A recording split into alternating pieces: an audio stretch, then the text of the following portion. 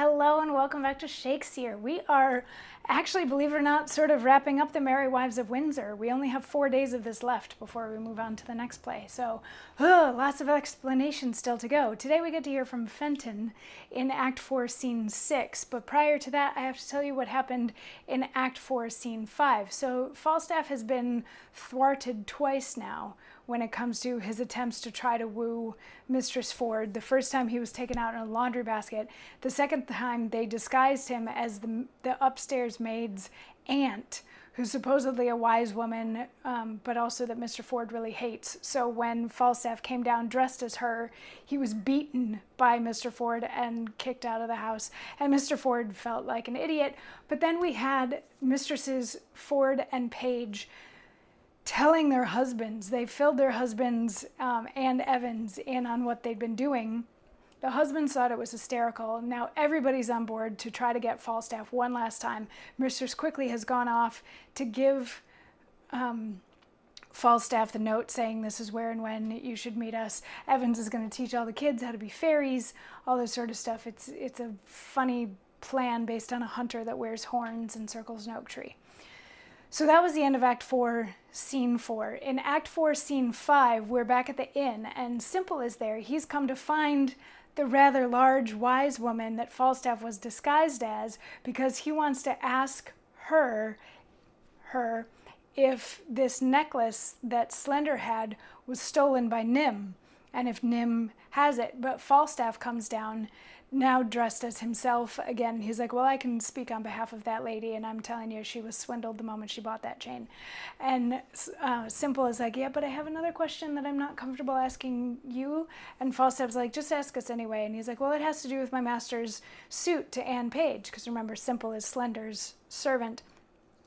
So he's asking if Anne Page will or will not marry Slender, and Falstaff is like, yes, she either will or she won't, so bye. So Simple leaves, and then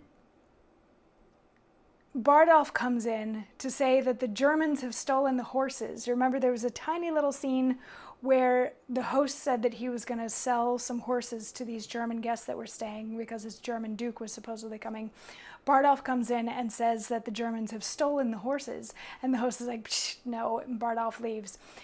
Then Evans comes in to say that he's heard rumors that there's some German horse thieves running around in the neighborhood, and the host is like, no, and he leaves. But then Dr. Caius comes in, and he's like, I've been all over the town, and there's no German duke anywhere. So now the host is like, I've been swindled out of my horses, I gotta go find him. So he and Dr. Caius leave. Falstaff has a moment on the stage to grumble by himself before Mistress Quickly comes in, because she has the letter from the ladies saying where he needs to be, and he's like, no, I need to know, that was too humiliating, and I'm done with all that stuff. And she's like, no, the ladies feel really bad, and please just read this letter and you'll see that they feel really bad. And he's like, okay, fine.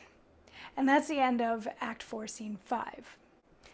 Act 4, Scene 6, we're at the inn again, but we're now with the host and Fenton. Remember sweet little Fenton? He's also in love with Anne Page, and she, if she's in love with anybody, is probably also in love with him. So he's talking to the host, and he's like, I need a favor, and the host is like, I have too much going on right now. And he's like, no, but I'll give you like $100 more than what you lost in losing those horses if you'll help me with this thing. And the host is like, okay, fine, what is it?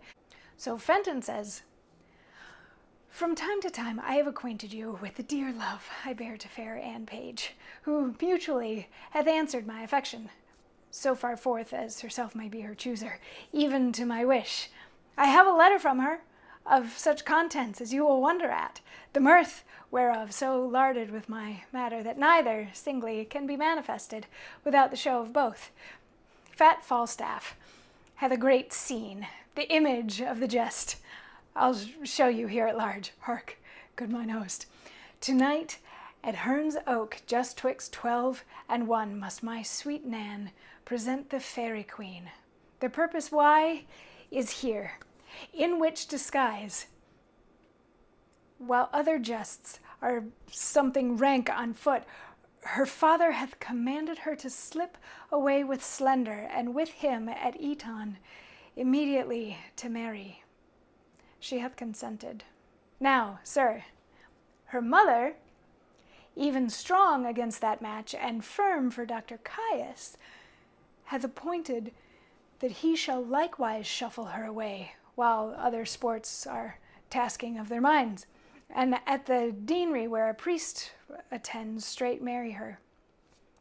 To this her mother's plot, she, seemingly obedient, likewise hath made promise to the doctor. Now, thus it rests.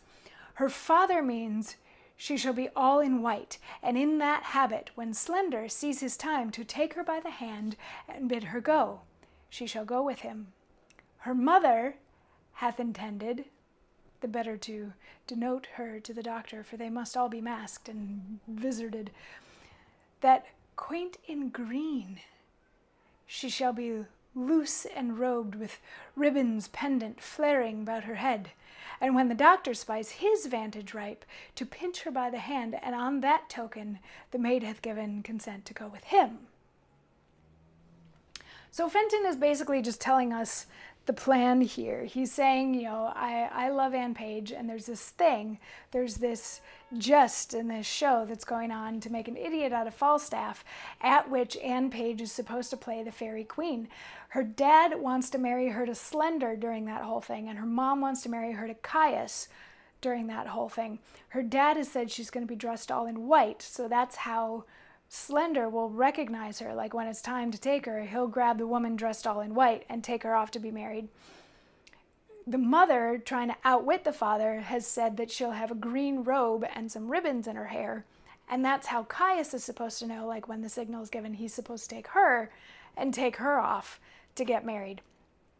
So the host is like, yeah, but which parent is she going to disappoint? And Fenton is like, both, because she's not going to wear either thing, and she's going to sneak away and marry me instead. And what I need you to do is get a priest at the church that can marry us between 12 and 1. Can you help with that? And the host is like, yeah, sure, that's fine, I'll help.